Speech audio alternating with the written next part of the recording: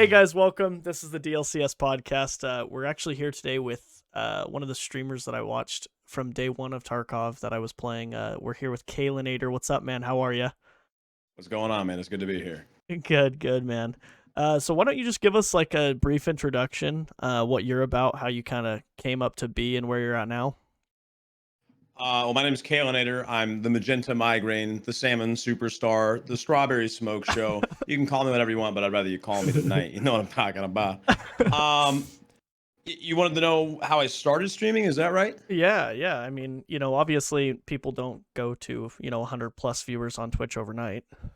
No, I started because there's a YouTuber and his name is Northern Lion. And like I only knew about Twitch a little bit and I thought it was like the stupidest thing in the world because if I'm just gonna watch somebody play video game, I'm just gonna watch YouTube, right? I can't miss anything if it's just on YouTube. But he Exactly. was streaming and I thought he was funny as hell. And he didn't have like a good setup. Like it was just a normal wall behind him, shitty headphones, like whatever you want to call it, it was bad. And I was like, oh, I thought you needed like $60,000 to start streaming and have all the best, equipment, anything you could have. And it just kind of went from there, man. That's awesome. So how long did it take you to kind of get from obviously working through affiliate, and then I mean, you're not far off from. Are you a Twitch partner? Yes, Oh, I am. okay. So how long did that kind of take you to climb to? It took like about 2.5 years or so. Honest to God, I think COVID really helped a lot because like everyone was home, and so everyone was like watching. Because I normally stream during work hours for most people. So like people were always lurking in the back and doing their spreadsheets. But Right. it took like 2 years. I hit affiliate pretty quick, and then we just sort of grinded. And thankfully, like the Tarkov community was like super close and tight knit, and it kind of elevated me up to that point. So do you feel like cuz I struggled with this myself where I kind of advertised myself from the go as a primarily a Tarkov creator. And I felt like for myself that as soon as I stopped streaming Tarkov, most of my audience kind of just faded away and went and did something else. So do you feel like that happened to you as well, or did most of your people kind of stick around? Oh no, yeah, it happened like crazy. Yeah, I went from like 120, average, give or take, to like 20. I mean, it was Wow. bad. Like I might as well have just gotten a different job completely, man. But Man, we're rising back up now, and things are getting better. But y- people will tell you all this different stuff on either play one game and get real big in it, and this or that, or play so many games that you are a variety streamer. But no one thing works for other people, right? yeah, But even now, you'll watch some of the bigger names in Tarkov, and they don't play Tarkov, and they have about 80% less viewers than they do, no matter who they are, whether it's Bastille 100 or anybody. yeah, 100%. Yeah, that's that's always been something that's kind of intriguing to me is like you always think, you get the warm and fuzzies and the feel goods when people are hanging out when you're doing raids, and then as soon as you're like, dude, I just don't want to sweat today. I'm going to play something else. Nobody shows up. Everyone's gone. So that's wild. And I think that's something you break through too. Like I think it's kind of, what bridges that gap from being a variety streamer and being like a dead channel essentially to how successful you were with one game is like all of your short form contents and things like that, and just networking on Twitter and all the other apps and social media that you might use. I think it plays a huge part in it, honestly. Oh, absolutely. Yeah, that's kind of where I struggled from day one as well. Is like I was like, hey, I could just do it on Twitch, and I was sorely mistaken. Where I was like, man, I hate social media. I'm not a huge fan of it. Like, I'm probably one of the only content creators that hate social media. But it's one of those things you just got to do, and you're totally You have right. to. Like, if you have an entertaining Twitter or you're posting, funny little blips here and there, people love that shit. So, Hmm. and even TikTok, man, I've noticed like TikTok has been pretty influential to my growth recently. Is like it's super convenient for people to swipe past, a 10-second little bite of your stream and then pop by. So I don't know if do you use TikTok at all? I do, yeah, and that's a huge thing too. Is you got to remember when you're on Twitch and you're streaming, that's when you're working. When you're not streaming, you're not working, and that's where like the TikToks, the Instagram Reels, Facebook Reels, all that stuff, the YouTube Shorts, that's when it starts working. Is when you're not live, so you don't have to worry about that. I'm not gaining any traction. I'm not doing anything right now. It's sort of doing the work for you while you're eating your little mac and cheese at home. Right. I love that. Yeah, seriously, that mac and cheese is a fucking absolute gas. I go So, hard on it. oh, dude, absolutely, yeah. A little bit of bacon, jalapeno. Oh, I'm all about it. Ooh, yeah. So, what's your background with because I know we've all played. I mean, I'm 64 plus now hours into Tarkov, 6400, and I know you're around the same. So you said you started playing back in like what 2019? Yeah, at the very end of 2019, it was like a Christmas sale, and I got it. A guy that I don't even talk to anymore convinced me to get it because I just kind of started streaming like 4 months before that. Um, and we started playing, and we like did a scav. We loaded into a couple different raids, and we died like every time, as you do. There's just somebody sitting around somewhere. There's no kill cams, and this dude is, he's like, I hate this game. I don't know what's going on, man. I can't stand it. And I just couldn't get enough of it, brother. I was going hog wild for it, man. And that's just how it started. So, Yeah, I think we were all that way. oh yeah, absolutely. When I first played Tarkov, like it consumed my entire life. Like, Oh, I yeah. mean, I'd be at work and I'd be like, man, I can't wait to get home and play some raids, man. I can't wait to hit labs. Oh, yeah. Um, so when do you feel? I mean, this is obviously a very sensitive subject.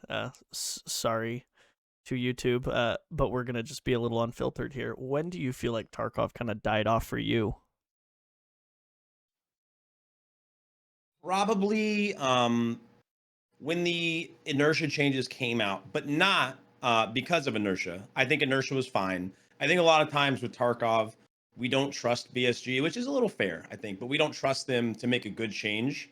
Mm-hmm. But then like a few months later, we're fine with it. It's like it never happened. But it's the meta with the ammo types and with the specific Mm-hmm. guns that just run the game. And there's metas kill any game, and it's the same thing with Tarkov. And I think that's the biggest problem is the AK-103, the RD. I mean, it's just everything is the same. It's all Yeah, just seven I six just two. I just feel like they've gone too far. Like they've added too much now. Like for what 7.62, there's like 5 different ammos. For 5.56, there's also 5 or 6 different ammos. I just believe it's gone too far, and that's where it's kind of killed me. It's like if you're not running the top tier, you can't win a fight because fights last 0.25 seconds. That is true. The TTK is, yeah. I mean, it does make the ammo. I mean, obviously I feel like the workarounds for it, like leg meta, obviously back then I feel like was a lot stronger than it is now.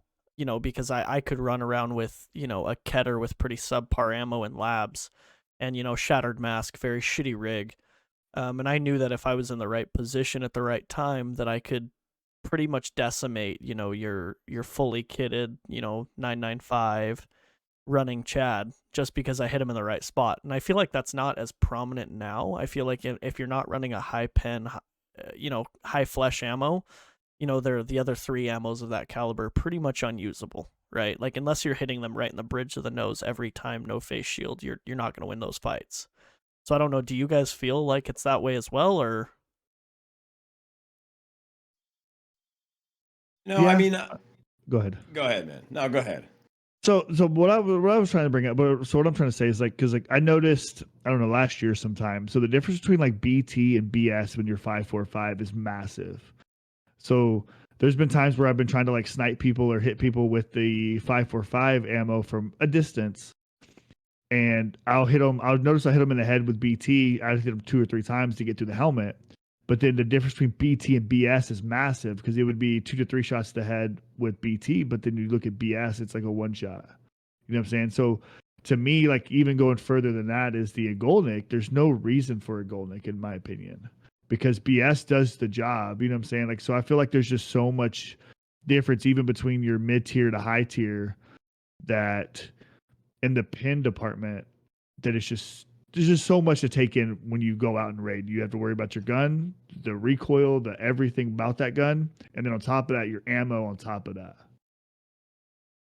I mean, I like that there's a bunch of different like ammo types, like you said. There's 6 different bullets, we'll say, for whatever caliber. I think it's interesting because it's all for the most part it's real. There's a few things that aren't here and there, but it sort of adds to that. I think Tarkov has a bit of a crisis, like an identity crisis, where they want to be this game where like everything is so hard to come by that you have to run this Warmageddon for an M4, you can't just get the best stuff all the time. And I think Yeah. they either want to do that and they want to make things more scarce, but they just haven't yet, or they want to do the opposite, which is like just tone it down, but they haven't yet. I don't. The problem is too is you have to remember is every person on the planet complains about anything. So no matter what move they make, if they were to take out all the ammos besides the 5 best ones just in the game at all, people would complain. And Oh, if they 100%. added 10 more each way, people would complain. So they're in a tough position, I feel like.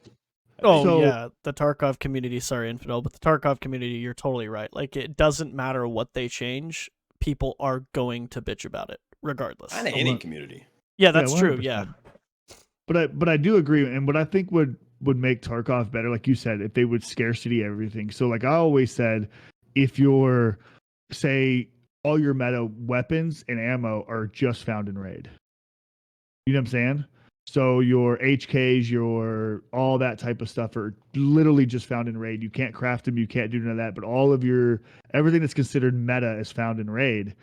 And your 995, their Igolnik, all that stuff. I believe it would make the game a little bit better because it'd be a lot more scarce.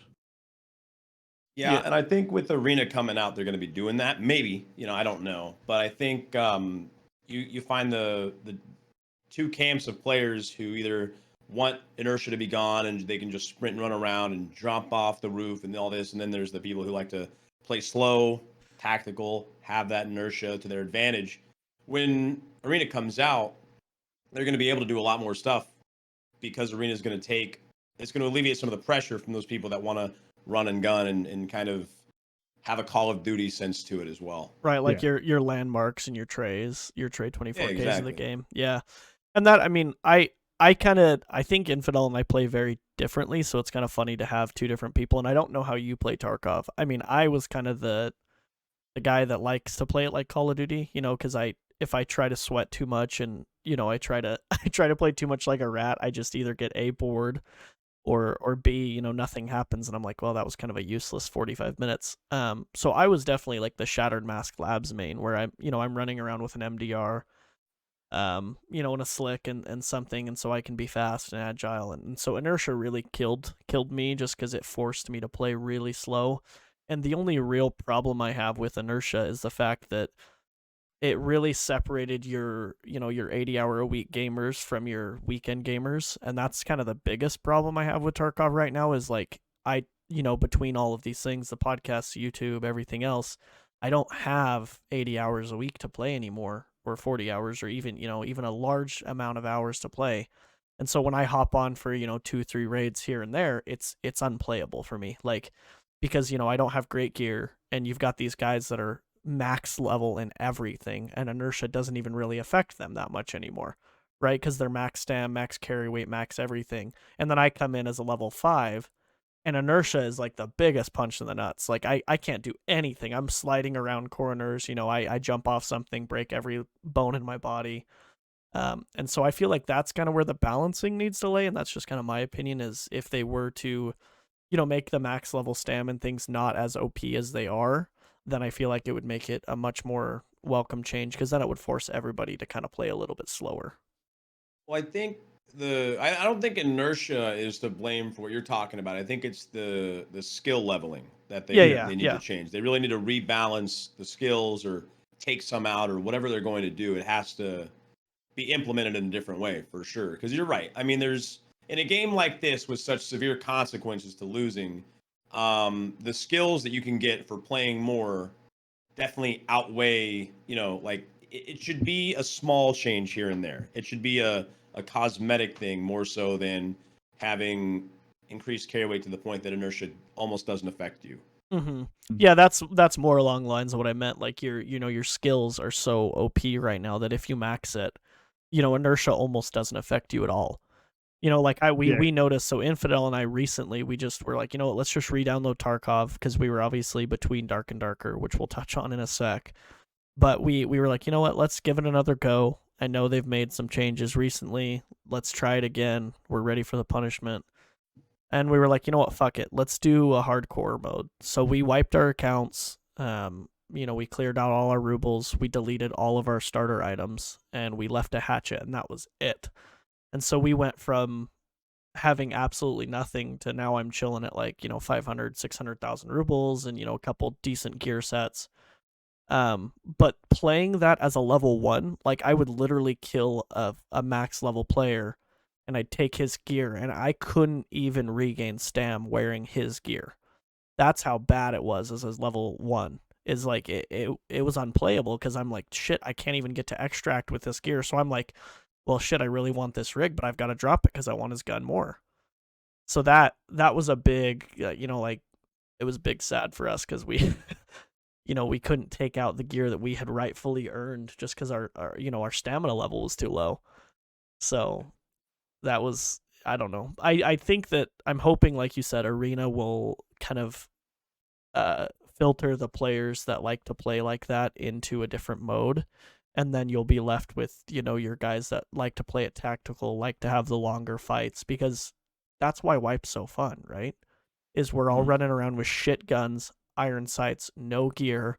You're popping behind barriers to med, to reload, to find more ammo. I love that. Early Wipe Tarkov is still one of the best experiences out there.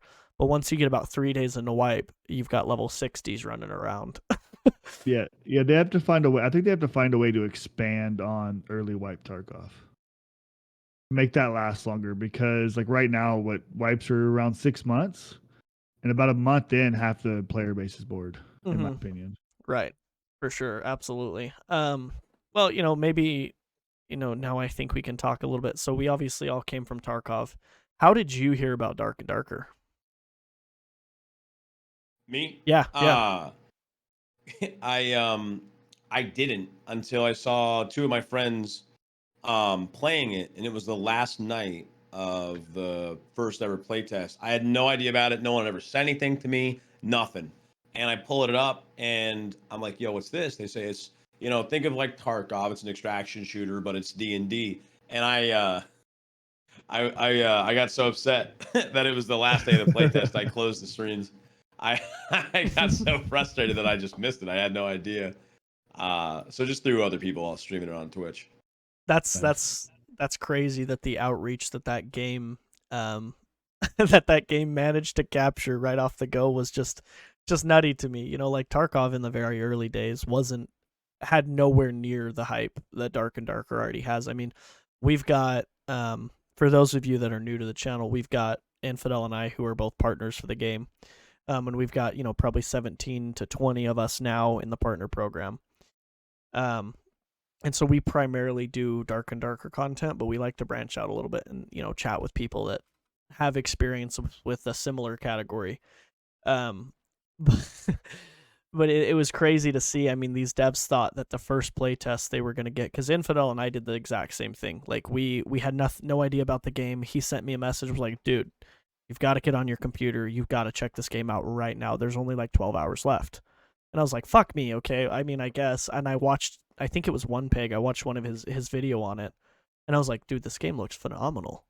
I've got to play it. And so I requested access. We hopped in. We ended up playing for like the next 8 hours. And it was just how polished that game was for being in its first alpha to the public was just unreal to me. I mean, it felt better than most games do now, and they're, released by AAA studios, and they've got hundreds of devs. And I mean, I think these guys now are up to about 24, 25 staff, which is still relatively small for the kind of game that they're trying to create. I mean, did you end up playing the first playtest then? Not the first one, no. I played this most recent second playtest, in October. How was your experience with that? Did you how much did you play? I played for the first 52 hours or so, I think. We had a little like Dark and Darkathon, like every other person who streamed it. And it was good, man. I played the rogue because a buddy of mine was a cleric, someone else was an archer, and I had another friend who I was going to be playing with who was a wizard. So I wanted to do something different, so I was the rogue, and I actually liked it a lot. I had a lot of fun.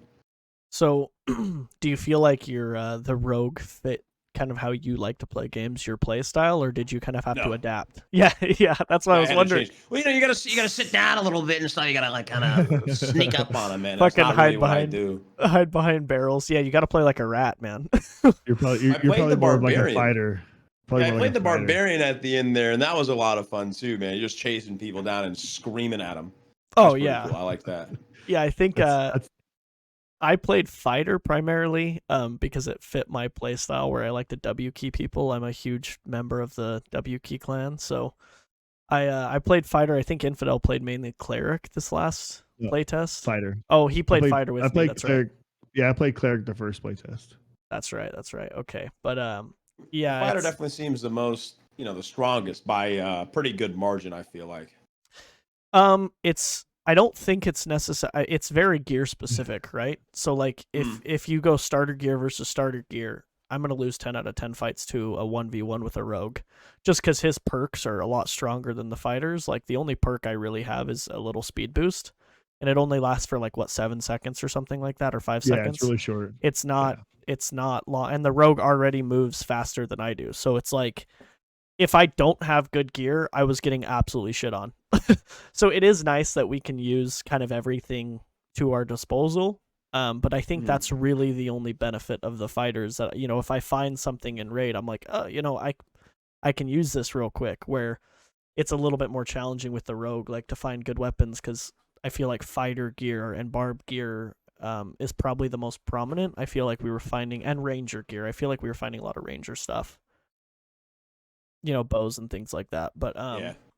what do you think? Are you going to end up playing quite a bit this next play test then? Oh yeah. I actually, it's sad, but I lucked out because my fiance is going to be gone that exact time. She's going to be working out of state, so I got nothing going on, man. I mean, I have nobody to see except for stream, and it's going to be pretty cool. That's awesome. I'm looking forward to it. So do you So plan you're gonna on? be playing a lot. Are you going to do like a 24-hour stream or 12 hours or? Yeah, we're probably gonna go. I don't know. I get so tired of doing these a-thon things for like no real reason besides like just something like that. So I think I'm gonna go as long as I can each day. Not have an end time in mind. Just go. Just go Until if I people are. can't Yeah, if people are no more. interactive, people are chilling in chat. Yeah. Obviously, you stick around. Yeah, Until I had enough for the day. yeah, absolutely. Yeah, you're like, chat, we gotta go. I'm exhausted. I just got smoked 6 times in a row, man. I gotta get out of here. Yeah, Yeah. absolutely. So I got a question. Was there any like changes that you think that should be made? Like there was like as far as balancing changes that you noticed? Well, it's hard, right? Because this last playtest we had, it's 3 floors to the dungeon. Is that correct? The first Yes. playtest, you started on the first one. No. And then no, on no, this no, no. playtest, no? No. So it's actually 2. So it's actually 3 floors. The first floor isn't made yet. So you actually start off on the Oh. second floor, Mhm. and then it goes second floor, then hell. Right. Yeah, I So- don't know. I mean, that's hard so- to talk so about as of right now- balances. Yeah. So right now we don't even know what the first floor is like. So we're actually playing on the second hardest level right now. Mm. That's why everything is so damn tanky. Yeah, Yeah, 100%. There No, should man, I be don't know. an easier Yeah, so- lobby that we'll experience Yes. here. Like my question is not more of like level wise, but like, say like Ranger versus Fighter or Ranger versus Rogue or whatever like that. Did you feel like there was any class that was outpowering most? I don't know, man. I mean, I feel like the Ranger's super strong, but if you get up close to him, he loses most of the time. And I feel like the Barbarian felt kind of weak. Only because like you're using a big like a pole axe or anything like that. Sometimes you end up hitting the walls and stuff. But I mean, I think that's part of the game, right? So I don't think that's necessarily something that should be fixed or not, or if they do, that's on them. Everything felt pretty tight, really, for the most part. So especially about the barb, we talked about this a little bit in our first episode. We just kind of talked about general class balancing, which was all kind of with a caveat to obviously nothing, everything's not implemented, right? So it's really hard for them to try to go and balance the things that are in the game when we don't have all of our features. So Exactly. the community is kind of like salty about that. Is they're like, well, this class is overpowered, and it's like, well, Yes, but what happens when we nerf the hell out of this class and then we implement a new class, and now because of the new class, that other class wouldn't have actually been that overpowered? So I like that they're kind of leaving it as is for now, but I do believe that the barbarian does need just a little bit of work, because right now it feels, from coming from a fighter, I played as a barb just for fun, just to try it, and 9 times out of 10 I was logging back into my fighter because I'm like, okay, there's zero reason to play a barb, because as a fighter I can run a barb weapon with the right perk, but then also I can run fighter armor with perks that give me reduction to my penalty for wearing armor. So realistically, I could just be like a super quick barb with armor on. And so Right. barb just kind of felt futile. It didn't feel worth playing. And so I think you're totally right with that class alone. It needs a little bit of love, just because the barb should be your most, your highest DPS up close class. It should be the one that's really just rolling people if he gets you within axe range. Where right now the fighter is absolutely, because he's a tank and he can take several hits, but then on top of that he can also put out some insane damage. Well, I mean, that's just one of those things, is like kind of what we touched on with Tarkov. I mean, it's a play test. It's not going to get fixed overnight. Like they're still working everything out. We haven't seen half the game yet. All these different things are going to be put in the game that we don't know about right now. There's like a skill tree we haven't been able to touch. There's a million different answers as to what could be nerfed or buffed, but like we don't have the right perspective on what needs to be changed because we haven't seen the full game yet. Yeah, I totally agree. Like a skill tree specifically, I know we touched on that with Terrence a little bit. And he was a little hesitant to give us too much information on it, which I don't blame him. But it would be really hard to balance a class when, that skill tree could completely change how that class operates, right? Like if you build your skill tree correctly, it could make your class completely overpowered where it was completely nerfed from the go. So I do agree with you. Without seeing kind of an implementation of the skill tree, we can't really say a whole lot on balancing of weapons or classes or anything like that, because there might be some nutty skills in there that, if you just play the game and level up to like level 10 or 20 or whatever, or max level, I think 15 is technically quote unquote max, because that's when you unlock your last perk. Yeah. Yeah, so as long as you make it to 15, right, we might see some just absolutely fucking nutty skills that make these things just roll people. So I'm very excited to see kind of what the devs implement for that. I guess do you have any questions? We can kind of bounce back the other way. Do you have any questions just about the game that maybe we got some insight on in one of our last interviews with the developers that you'd like to know? I don't really think so, man. I mean, I'm just kind of I like the game enough, but I didn't I didn't get to play the first play test. I really liked the game. I played the second play test, but I didn't experience it enough. Like I feel like a lot of other people have, that I have a lot of questions or concerns or this or that. I'm just kind of really enjoying the ride on this one, man, and not taking it so seriously. Just enjoying the game and whatever that means.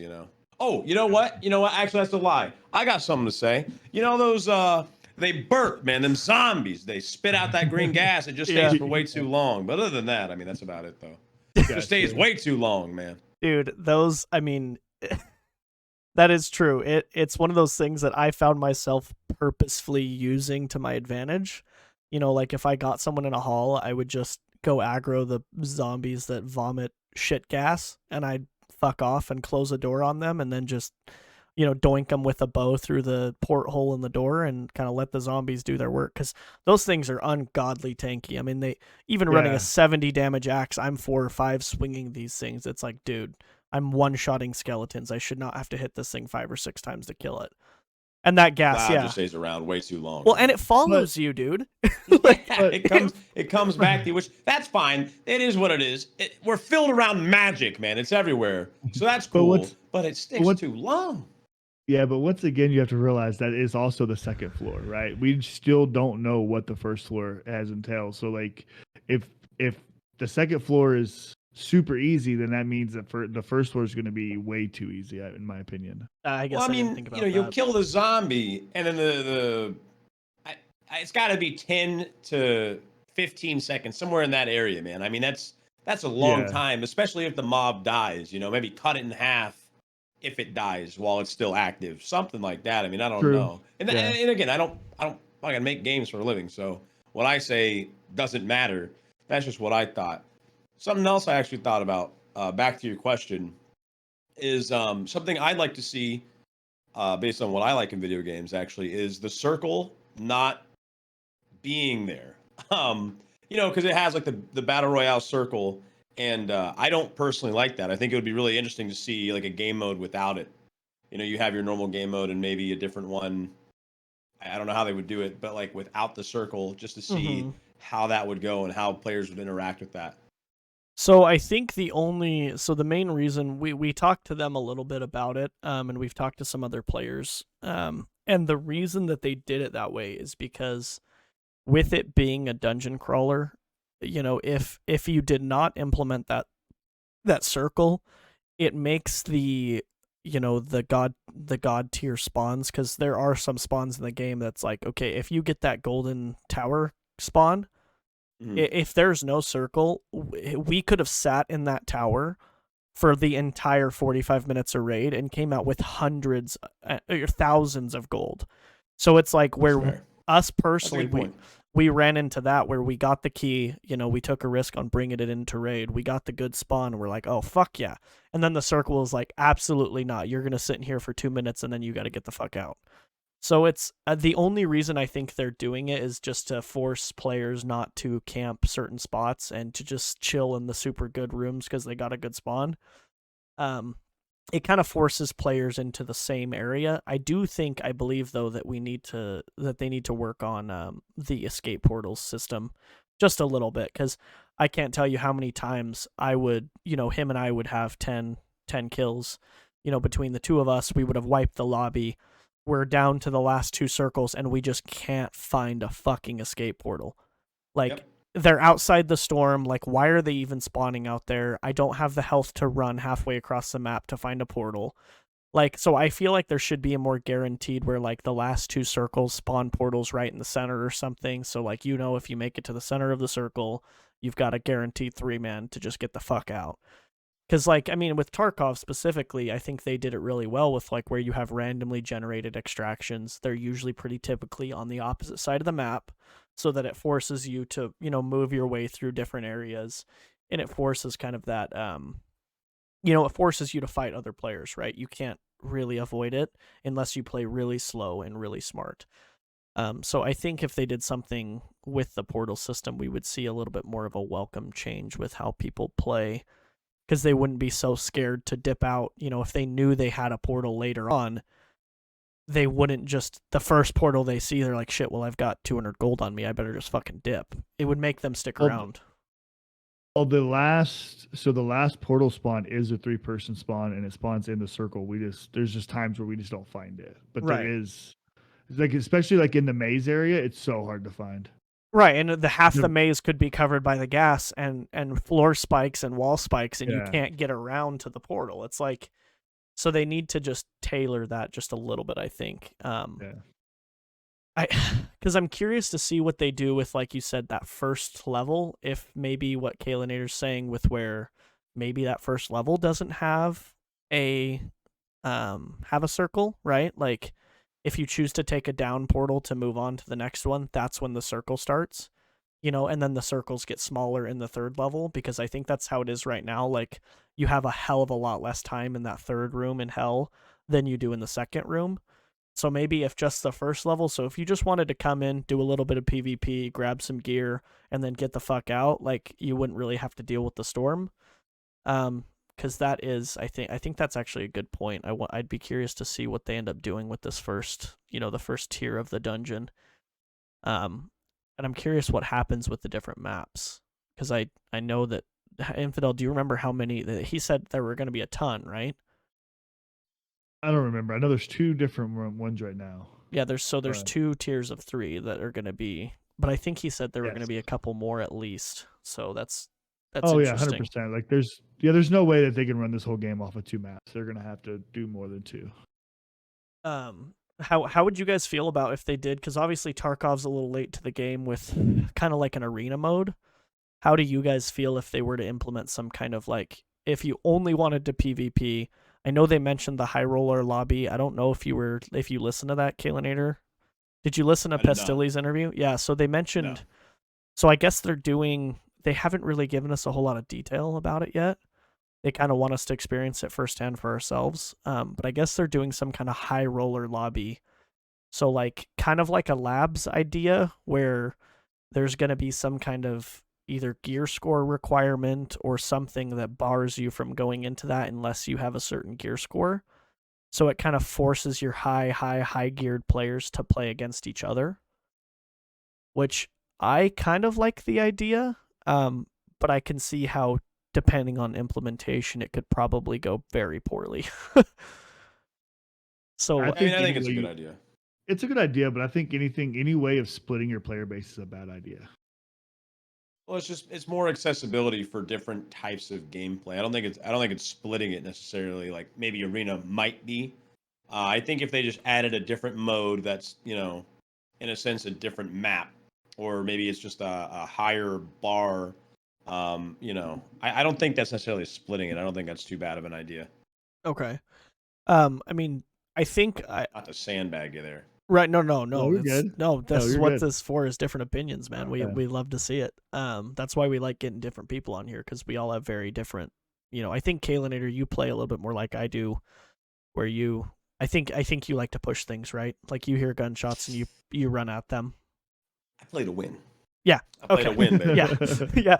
So I guess that's where we're different. Is I don't give a fuck half the time. I usually just if I hear gunshots and I've got a semi decent loadout, you can bet your ass I'm probably pushing it, whether I should or shouldn't.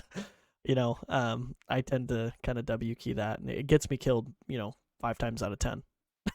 but it happens. It's part of the game. Oh, absolutely, yeah. Do you feel like, because obviously Tarkov is kind of kicking the balls simulator. Do you feel like Dark and Darker is punishing enough right now, or do you feel like it's almost too simple, right? Like, losing all your gear doesn't really have, like, it kind of sucks, but it's nowhere near the merit of losing your Tarkov loadout. I don't know, because I just don't know what, it kind of comes back to like, what's that first level going to look like?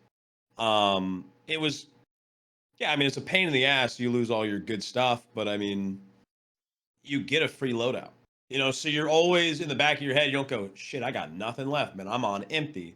You always know you're coming back in with at least the starting stuff, which in a game like this does enough to get you something else to come out with. I mean, I don't know, man. When the traders, they weren't fully implemented with like quests and stuff like that yet. I don't think when that changes and like things matter more, I could see it being punishing. I could see it's on the right track.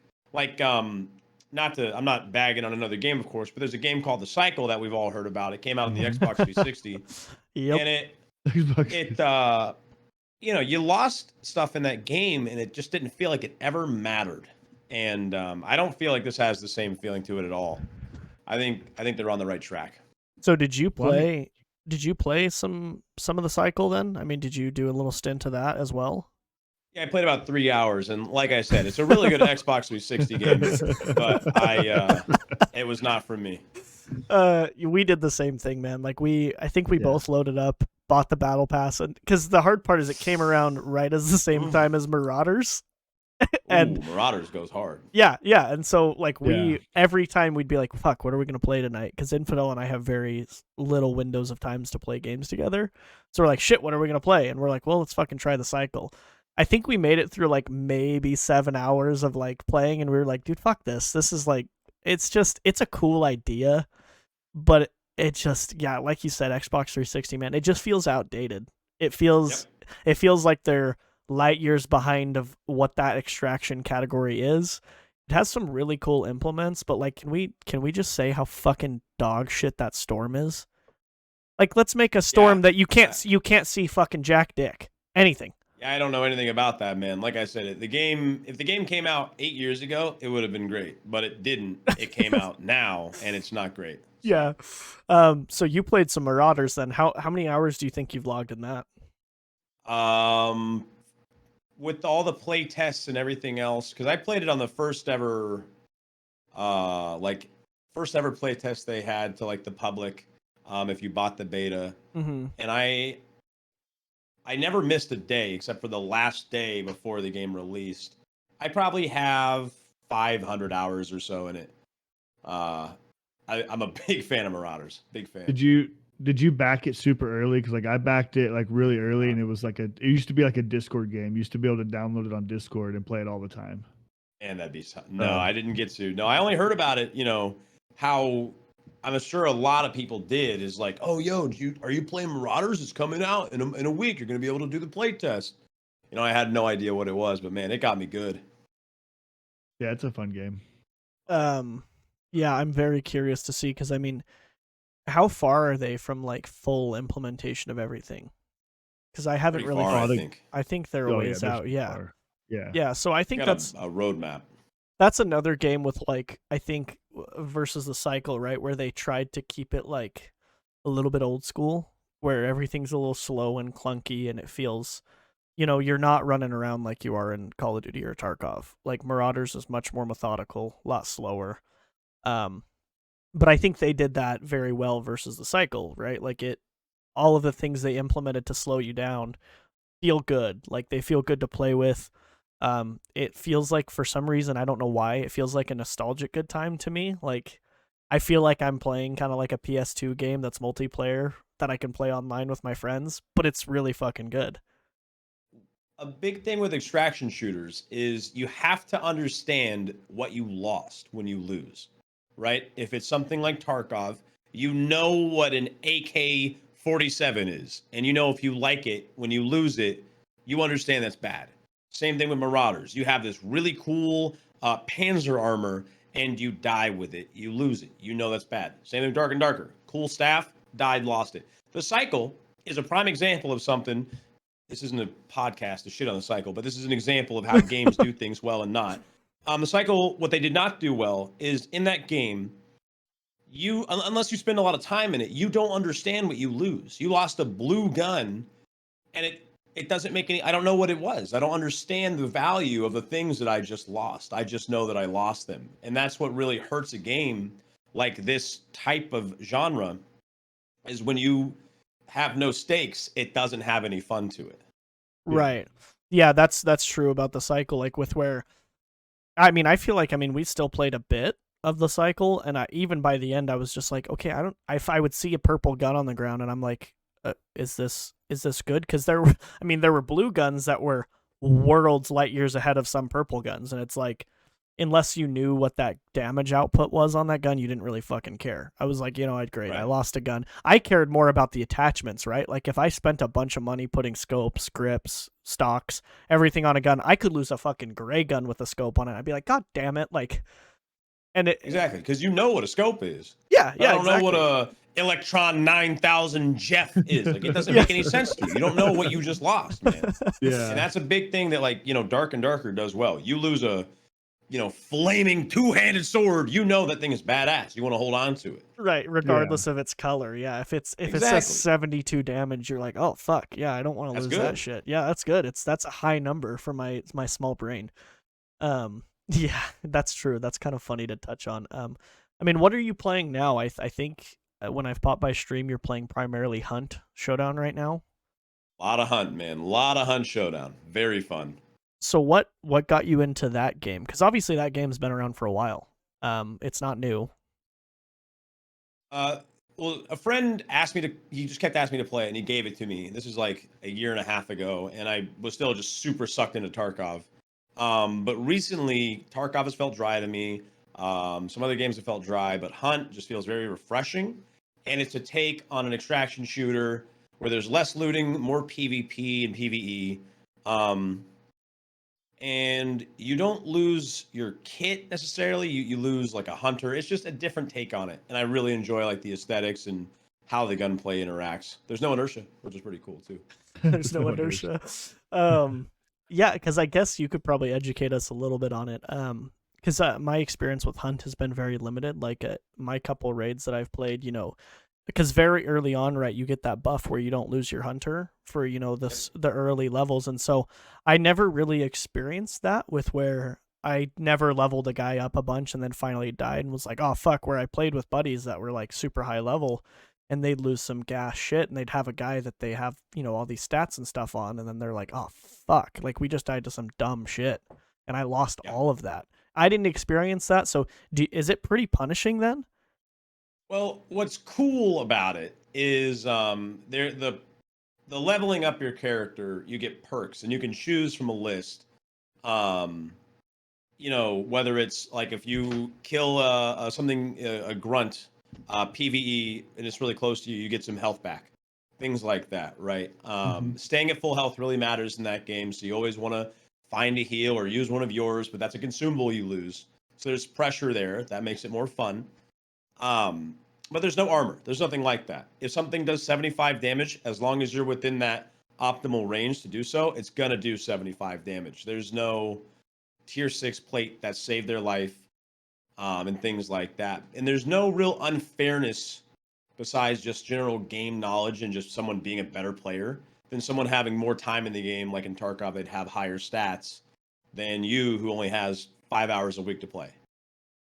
Okay, so you feel like it's more rewarding for playing correctly, right? Like being in good positioning, hitting your shots, things like that, where other games, like you said, if you're wearing an Alton, doesn't really matter how many fucking times I shoot you in the face. If I have the worst ammo in the game, I could hit you. I could hit every shot on you, and I'm gonna do absolutely jack dick to you. Where you feel like Hunt Showdown, it's like, if I hit you in the dome with a decent gun, you're probably gonna drop. Yeah, it's really. I mean, there's obviously some things that need balanced, as any game will have, but it feels very properly balanced in a general sense, for gameplay, and it just feels super good. A lot of things feel unfair in any type of extraction shooter, but like you don't usually die and think, "There's no way, dude. If I did that, it wouldn't work." It just kind of Yeah. it is always the way it is, and it's And really nice. and from what you said, you felt like, I guess, like casual players still have a chance. Oh yeah, yeah. I mean, obviously, some dude's got 10,000 hours in the game is going to smoke you, but you hit a good shot on him, he's dead. I mean, that's just the way it is. As it should be, though, right? Like Mhm. there should, some games try to nerf that too hard, with where if you're a 10,000 hour plus player, like a leaderboard player, some games try to nerf that to the point of where like there's almost no point to be a 10,000 hour player, and so the game kills off that player base, because after they get to like max level, they're like, well, there's nothing for me anymore, right? Like the game's no longer fun because I don't have an upper hand. So that is kind of a good point to bring up. Like if you're a casual player and you're a low level and you put yourself in the right position and that 10,000 hour player rolls in front of you and doesn't hear, see, or know you're there, and you do manage to hit, while he's sprinting past you, you manage to doink him, because you can pick up his weapons, right?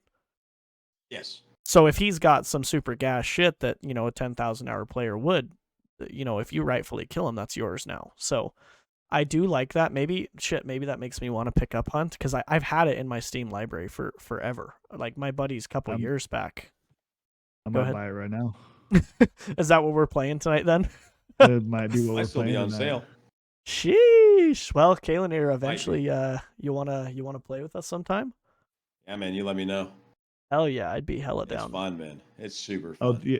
yeah, the starter hunter bundle is actually cheaper than the regular game. There it is, man. Yeah, and there's a lot of skins in the game, and there's nothing pay to win. All the skins are cosmetic. Everything's cosmetic. There are some skins that like wear a black coat, and there are night maps. You don't get to choose. You just load in. And, you could argue that that's pay to win in a sense, but there's nothing I mean, that gives you an upper hand. you can't really avoid that. Like, I mean, that's always Yeah. been a thing. Like, I mean, like It's just the way it is. like Man. Sea of Thieves. I've been playing a little bit of that recently. Like, I guess you could argue that my all blacked out plague master skin is overpowered in the dark because you're not gonna see me swimming in the water. But I mean, I think that's a stupid thing to bitch about, right? Like, It just is what it is, man. bro, It's you just can a fucking cool skin. Yeah, you can wear a black coat too. Like that pay to win black coat's not the only one you can get, I guarantee it. Right. So that's really cool. I mean, I don't really have. We're coming up on about an hour, which we're about 50 minutes. shit. Yeah, I know. and I apologize, this was not a shit on the cycle cast. But Yeah, the cycle's got some good qualities. Yeah, it does. Like you said, for an Xbox 360 game. It turned on shit. It turned into shit on the cycle. Everyone buy Hunt Showdown. Yeah, Hunt. The link will be in the description for our business email. No, I'm just kidding. No, I'm curious. I think I will pick it up and give it another go, just because I think if I play with the right people, I'll enjoy it significantly more than playing with guys that are like getting mad at me for not knowing what the fuck buttons do. Yeah, I literally just purchased it, so because the guys I was playing with were like, my positioning would be off, because like I would say that positioning in Hunt is very different than other games like Tarkov or Cycle or Marauders. Each game has its own overpowered high low ground, rotations and things like that. And when I've watched you play Hunt, like I'm almost I'm questionable about, like, you go to do something and I'm like, oh fuck, is that what I would have done there? And then it works and I'm like, oh shit, maybe I should have done that. Like, holy hell. Yeah, I mean, it's like any other game ever, really. I mean, different situations, you just have to do different things in, and what you do in Tarkov or Marauders or even Dark and Darker won't work in this game, and vice versa, right? Mm-hmm. Yeah, so that's really cool. Well, I appreciate you coming out and doing this. I know you've got a lot of stuff going on tonight and a lot of stuff going on with being a full-time content creator. Hey, tomorrow's my birthday. Oh, is it really? No shit. What can I say? His birthday is big stuff. Look, I didn't mean to drop it on you late. I just thought I should tell somebody. Hell yeah. No, dude. The birthday hype, man. We'll put that in the fucking thumbnail, dude. That's awesome. Birthday interview, dude. No, that's phenomenal. Do you have anything fun planned? No, I'm gonna get some all-you-can-eat sushi. I'm just gonna see the family. Hell yeah. Heck yeah, man. Well, that's good to hear. Well, once again, we appreciate coming out and chatting with us for a little bit. Once again, guys, this is Kaylonator. Go ahead and check him out on, I think you're on Twitch? Are you on YouTube as well? That's correct.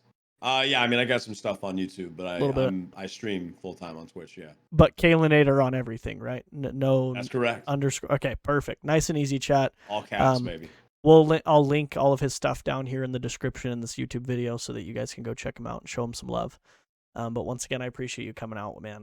Do you have anything you want to say to everyone before we peace out of here? You should try the cycle out for yourself. Dark and Darker is a lot of fun, and it comes out on the 16th, I believe, to the 23rd for the next play test. Is that right? Do we have a number on that? Can we get a guy on that? I can get you 100%. Give me a minute. Yeah, don't take that number yet. Hunt Showdown's a lot of fun. Marauders is fun. Tarkov is a great game too. Don't just listen to people on the internet and take their word for it. Play your own games. 16 to the 23rd. Yep. 16 to the 23rd, baby. Dark and Darker. Look at that. Yep. So yeah, we should all be playing. I hope to see you all in the dungeon so that I can W key you. Yeah, just pull up the streams, make sure we're not on, so that way you can get on safely. Yeah. Yeah, because we're top tier players here. Yeah. No, I'm just kidding. But all right, man. Well, I'm gonna go ahead and say goodbye to everybody. Well, once again, we're the DLCS podcast. We were here with Kaylonator. I've got my co-host to my left. I guess technically right on the YouTube video. Yeah, we'll just point in the directions. But one way or the other. Right? Yeah. We got Infidel here, and then we got the Salmon Superstar Kaylonator and the $1 billion mullet over there on the right, baby. But I appreciate you guys. We'll see you. Thanks for watching.